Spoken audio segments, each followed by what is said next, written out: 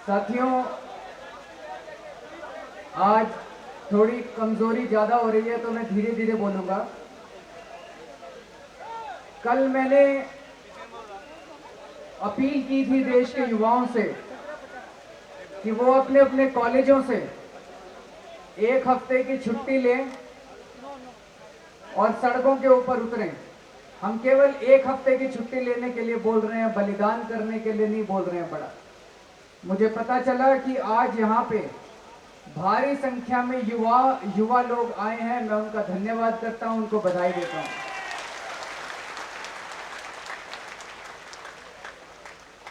आज मैं आपसे इस देश की एक बड़ी गंभीर समस्या के बारे में बातचीत करना चाहता हूं, महंगाई के बारे में। हमारे देश में इतनी महंगाई क्यों हो रही है? एक आम आदमी का जीना मुश्किल हो गया, अपने बच्चे पालने मुश्किल हो गए, अपना घर चलाना मुश्किल हो गया, दूध खरीदना मुश्किल हो गया, सब्जी खरीदनी मुश्किल हो गई, दाल चावल खरीदने मुश्किल हो गए। कभी सोचा आप लोगों ने कि इतनी महंगाई क्यों हो रही है? इस बारे में मैंने बहुत सोचा है।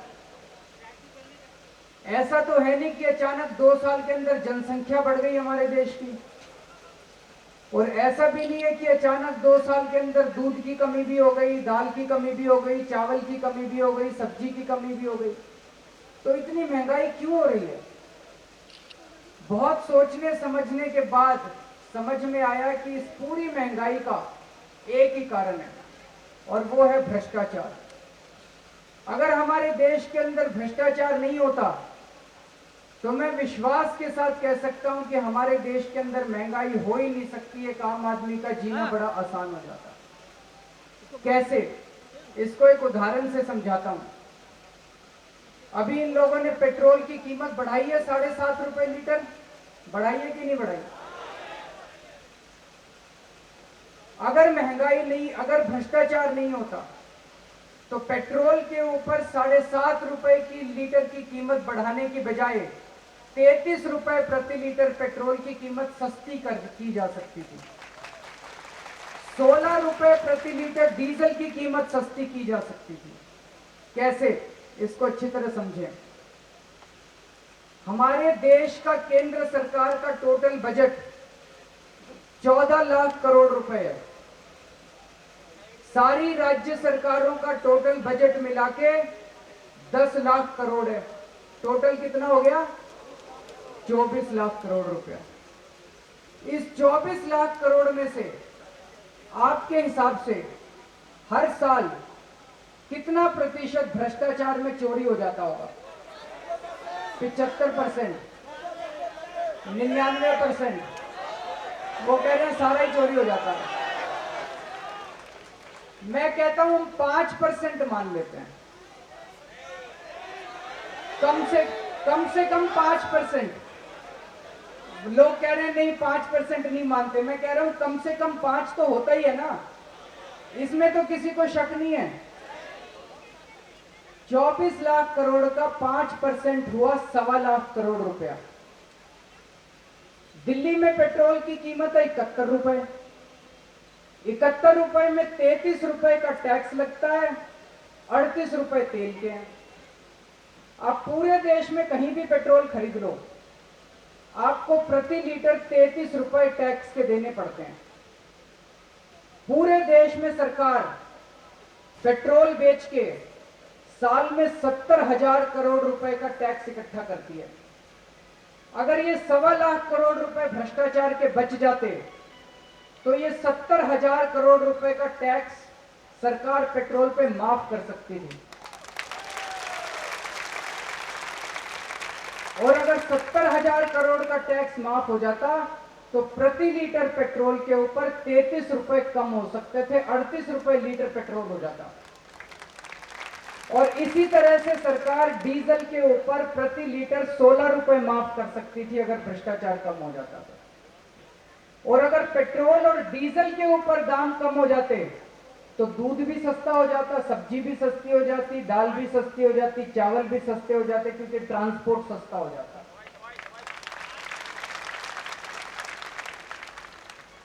ये लोग कहेंगे कि ये अरविंद केजरीवाल जनता को बेवकूफ बना रहा है। मैं पहले इनकम टैक्स डिपार्टमेंट में काम करता था, मेरे को ये पूरा टैक्स बड़ी अच्छी समझ आता है। अगर इनको कुछ शक है तो ये अपने फाइनेंस मिनिस्ट्री वाले यहाँ अपना अफसर भेज दें, जनता के आमने सामने बात हो जाएगी कि 33 रुपए कम हो सकते हैं कि नहीं हो सकता।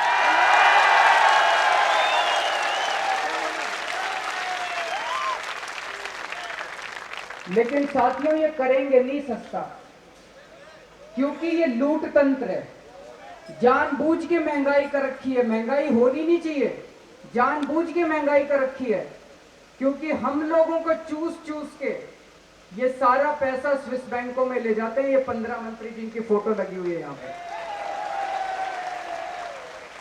पहले अंग्रेज हमारा पैसा, हमारा खून चूस के पैसा लंदन ले जाते थे, अब ये लोग हमारा खून चूस के स्विस बैंकों में ले जाते हैं।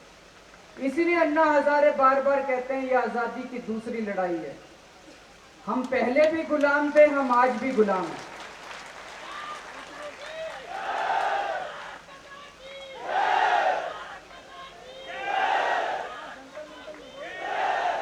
साथियों, अभी अभी एक सज्जन आए हैं बाहर से, उन्होंने मेरे को कुछ डेटा दिया है, ये बड़ा चौंकाने वाला है।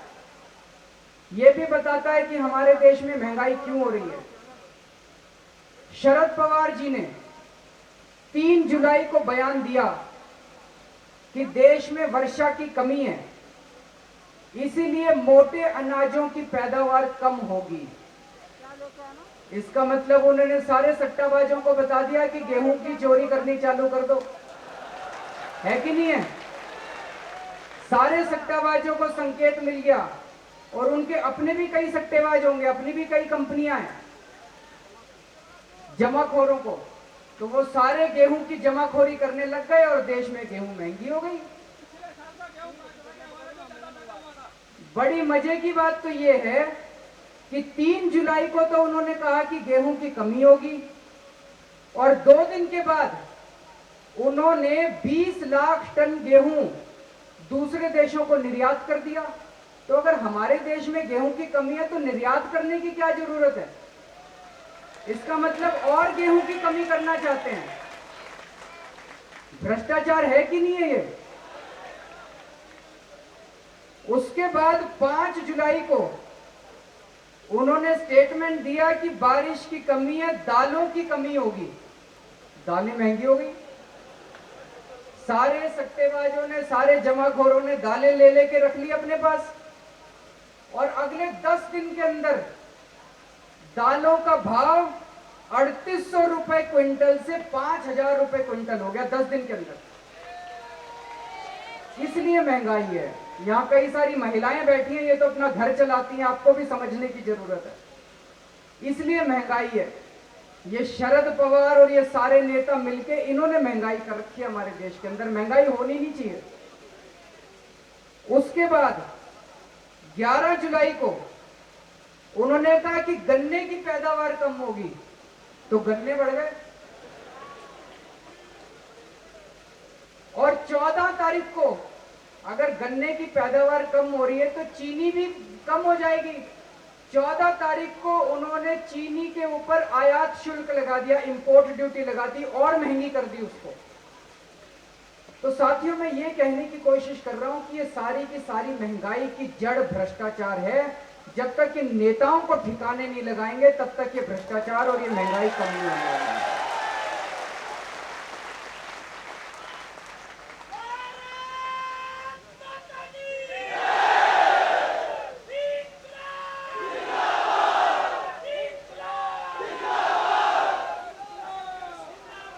कल प्रशांत भूषण जी ने बताया था 2007 के अंदर हमारे देश के अंदर दालें महंगी हो गई, तो शरद पवार जी ने दालों का आयात किया बाहर से। भाई दालें महंगी हो गई, इसीलिए दालों का आयात करना जरूरी है। तो दालों का आयात किया तो उस दालों को उन्हें मार्केट में देना चाहिए था। उन्होंने वो दालें 6 कंपनियों को बेच दी सस्ते में। जितने पैसे में आयात किया था उससे भी कम पैसे में उन्होंने इन कंपनियों को बेच दी, और इन 6 कंपनियों ने फिर मार्केट के अंदर जो बाजार भाव था उसी बाजार भाव में वो दालें बेच दी। तो जनता को क्या फायदा? वो सारा का सारा मुनाफा तो वो 6 कंपनियां ले गई। और ये मैं नहीं कह रहा, ये सीएजी की रिपोर्ट है। सीएजी की रिपोर्ट में लिखा हुआ है कि क्या घपला हुआ था, लेकिन कोई जांच ही नहीं होती। बहुत मांग उठी उस टाइम की जांच कराओ, जांच कराओ। कहते जांच नहीं कराएंगे। शरद पवार जी ने गेहूं का आयात किया। उस साल उन्होंने किसानों को 850 रुपए क्विंटल के भाव दिया गेहूं का, और ऑस्ट्रेलिया से गेहूं जो मंगाया वो 1400 रुपए क्विंटल में मंगाया। हमारे किसानों को ही दे देते 1400 रुपए। किसान तो आत्महत्या कर रहे हैं इस देश के अंदर, और आप ऑस्ट्रेलिया वालों को दे रहे हो। और जो ऑस्ट्रेलिया से गेहूं आया वो इतना सड़ा हुआ था कि वो कोई खा नहीं सकता था, उसको फेंकना पड़ा उन लोगों को। तो साथियों, ये पूरा का पूरा भ्रष्टाचार है जिसकी वजह से हमारे देश के अंदर महंगाई हो रही है।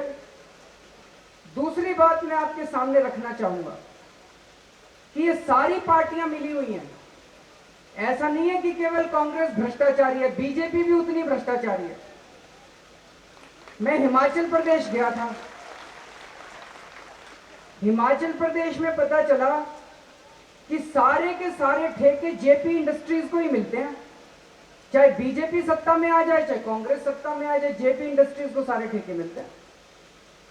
और दोनों पार्टियां भ्रष्टाचार करती हैं, और दोनों पार्टियों में सुलह है, दोनों पार्टियों में साठगांठ है कि बीजेपी सत्ता में आएगी तो कांग्रेस वालों को जेल नहीं भेजेगी, कांग्रेस सत्ता में आएगी तो बीजेपी वालों को जेल नहीं भेजेगी।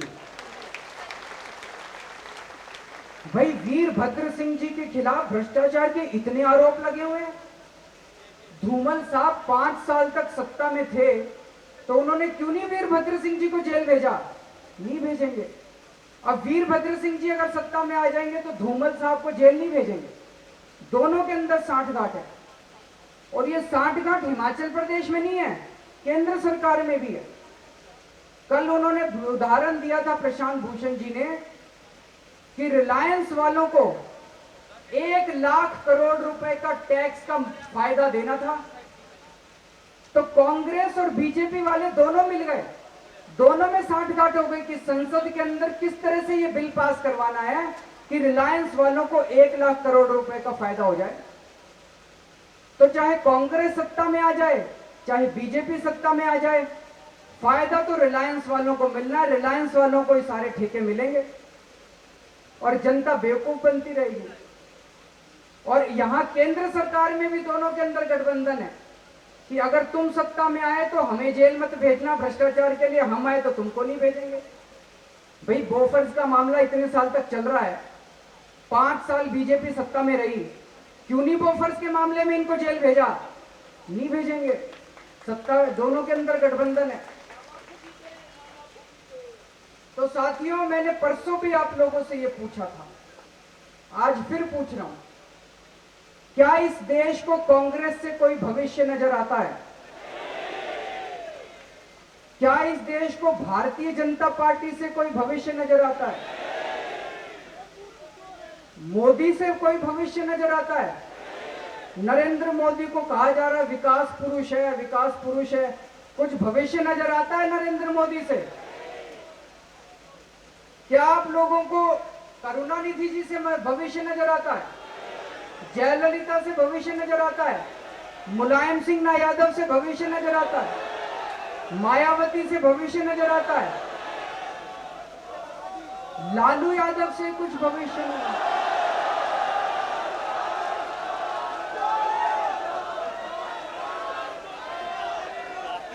तो साथियों, ये सोचना पड़ेगा, समय आ गया है कि अब देश के बारे में क्या किया जाए। ये सोचना पड़ेगा, और यहां से जंतर मंतर से तभी उठेंगे जब कुछ समाधान निकलेगा देश के भविष्य के बारे में।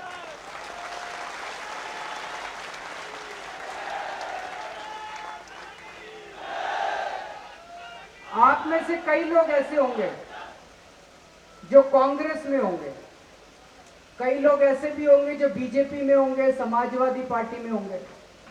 मैं आपसे केवल ये निवेदन करना चाहता हूं, घर जाके सोचिएगा, बड़े अच्छे से सोचिएगा अगर आपको लगता है कि कांग्रेस से भविष्य नजर नहीं आता है, बीजेपी से भविष्य नजर नहीं आता है, तो छोड़ दीजिए इन पार्टियों को।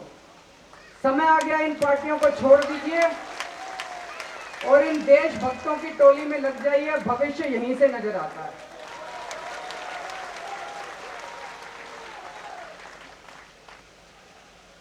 साथियों, जनता के तप से आज जंतर मंतर मुझे लगता है बहुत ही पवित्र स्थान बन गया। किसी मंदिर, मस्जिद, गिरजाघर से कम नहीं है। मैंने बार बार कहा कि भगवान हम लोगों के साथ है। मुझे लगता है कि भगवान अब जंतर मंतर पे बसते हैं।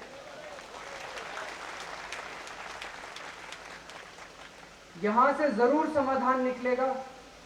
मेरा मन बार बार कहता है कि अब भविष्य भारत का है और बहुत जल्दी भारत भ्रष्टाचार मुक्त होके रहेगा और आप सब लोगों की वजह से भ्रष्टाचार मुक्त होके रहेगा। भारत माता की, भारत माता की।